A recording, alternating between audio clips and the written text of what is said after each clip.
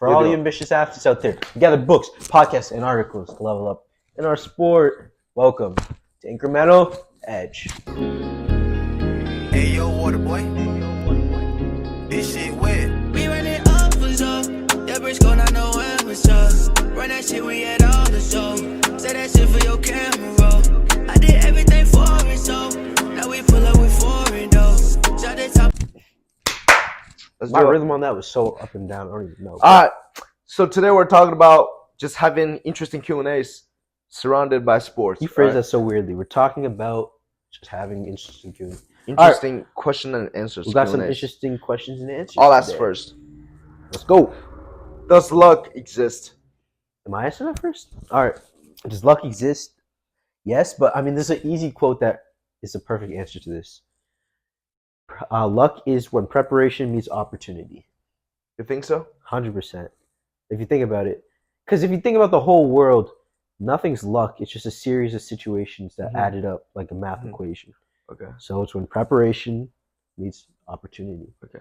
I think it does exist though.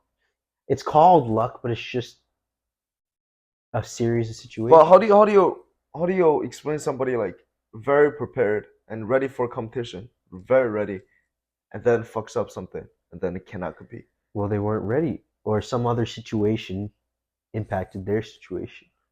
So you think it's like a domino effect, like you think it's like a probability thing? It's a probability. It's almost as if the whole world. Because think about it. Technically, now we're getting into like some really weird theoretics. Yeah. The whole future is already planned out. Yeah, I mean, I guess if you say so. A quadrillion billion events happen, which impact other events, But if you could theoretically understand every event, you know the impact, and then it all pans out to the exact situation. You think you want to hear what I actually think? So I think it does exist, but I don't care. Whatever happens to me, I believe that I'm lucky. And let's say if an unfortunate situation happens to me, I think it's a lucky situation. You know, like it has to be meant to be. And then you work something out of it to make it a better situation, right? I would say we just call the word luck something that happens out of your control. Because it is out of your control directly, but it was going to happen. It's like kind of complicated. You think about LeBron's son.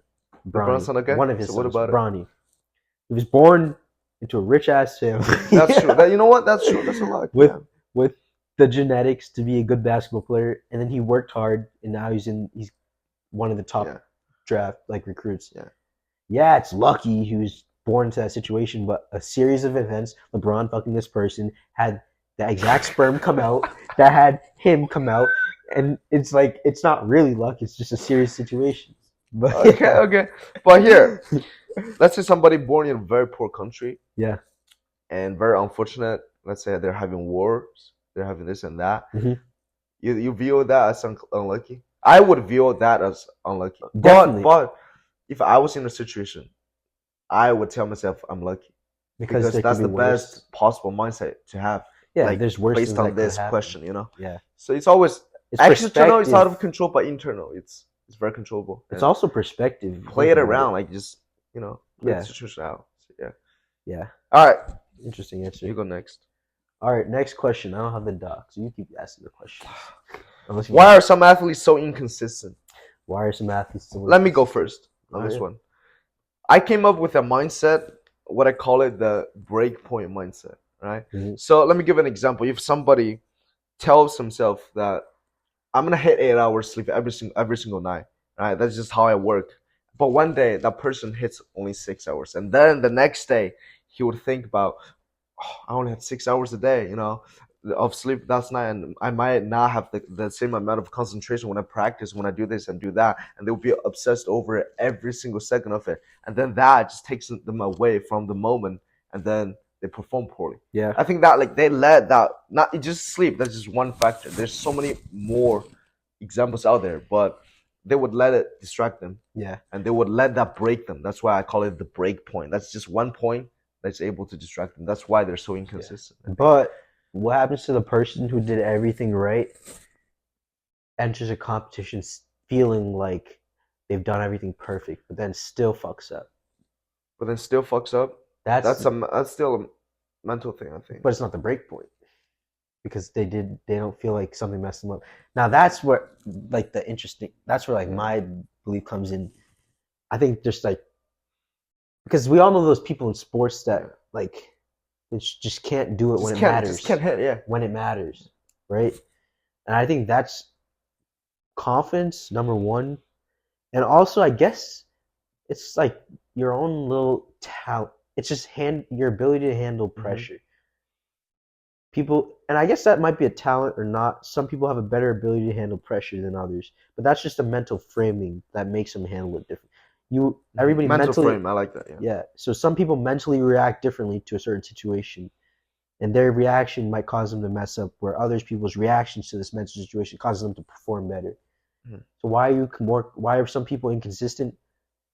Their mental framework for handling pressure has a flaw. I think that's a more full answer, more like considering multiple perspective kind of thing, because that covers my answer as well. Like because my mental frame exists in your answer. Exactly. Which is, the mental frame of that's good. I really like it. Yeah. All right.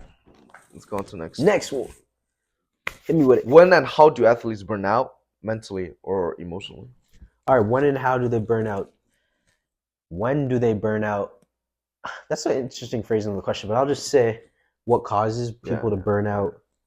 I think it is putting too much energy into whatever you're doing.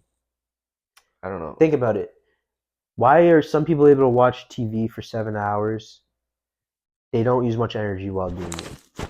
Anything that you put a lot of energy into, and it feels like you're putting energy to, you're going to burn out. I feel like if you're passionate about something, you just like the effort you put forth doesn't feel like energy. You know what I mean? And that's why you don't for burn sure. out. It's like joy. What you're doing exactly. Fun, right? Like we can hang out all day long, and I'm not like tired and want to go home of like burning out from conversation. But when you're talking to someone you're not comfortable with, everything you do uses more. I feel like it's like a background energy, but you use more of it until you like your battery's out. Yeah, exactly. I think my answer is kind of a part two of your answer, right? Okay. My answer would be getting too frustrated too frequently. So let's use our sports as an example. My sport as an example. When I take a turn on the equipment and I fall, sometimes I would get overly frustrated, and then for a little bit too, because whenever the depth of the frustration is too deep, you're gonna take more time to get out of that, right? And if that happens every single time, which is a terrible mental habit, I believe, like it adds up, right? And then you go home, you think, oh, what happened to this day? Because the whole day is summed up by all the unfortunate, events that happened. And the more you do that, I think it just builds up. And then when it gets to the point where we think about practice, think about the sport we do, it's like, oh, so draining. Like, why do I have to go through all that? And then it just becomes a really bad mental state. 100%. And I think that's when we're in that, rut. Yeah. Just can't get out of it. Frustration, burnout. And then some reset has to happen, But I would say frustration is just a form of exerting energy.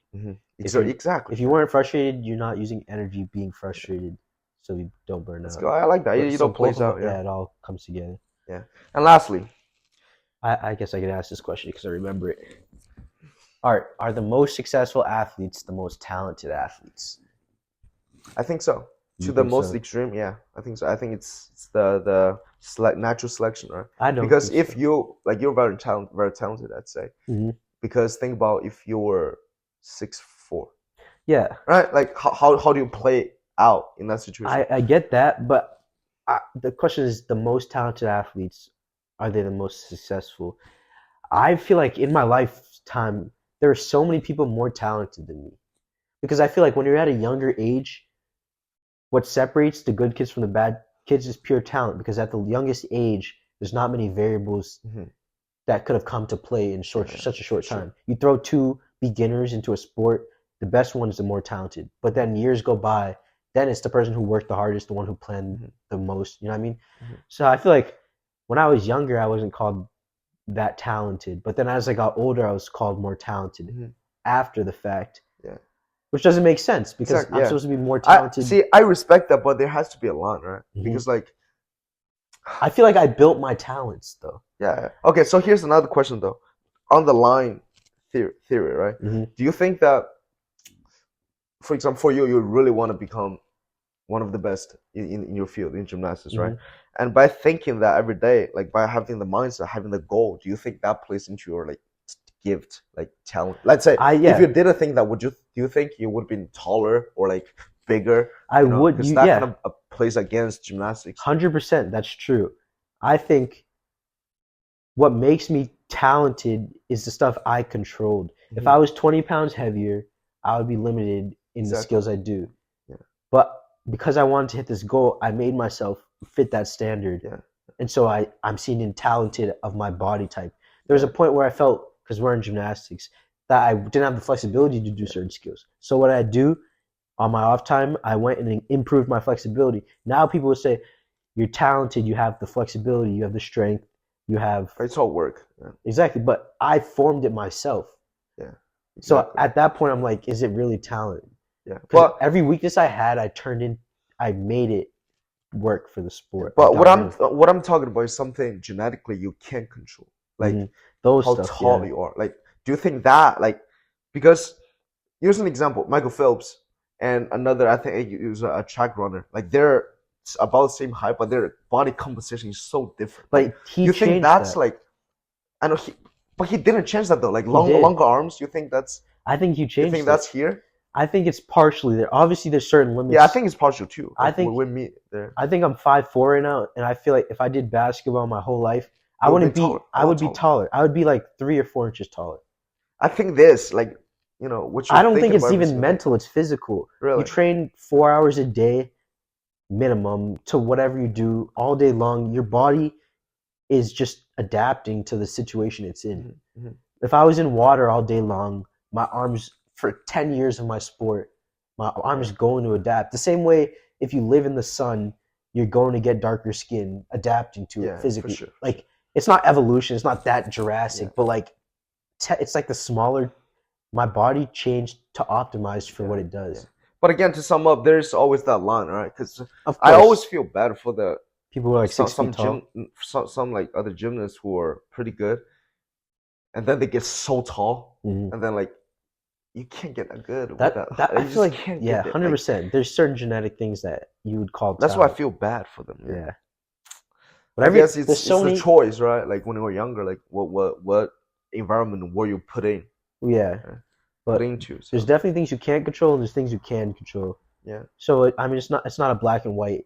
Are the most successful, but most talent talented. definitely exists, I think, even on a genetic level. But I would call it like 15% genetics, talent, and the other 85% that they call talent isn't actually talent. It's stuff you created. What actually fully matters is how you play with your cards. Exactly, right? With the cards you're dealt with. So. And I feel like you can create more cards. I feel like I grabbed cards that I didn't have, and I've stuck it in my thing. Yeah. We'll do more of those interesting Q&A questions. It should be a series. Like, let us know in the comments and like if you like the video. And welcome to your journey. Welcome to the journey. Let's go. Let's get it. Let's move. Yeah, because it's fun just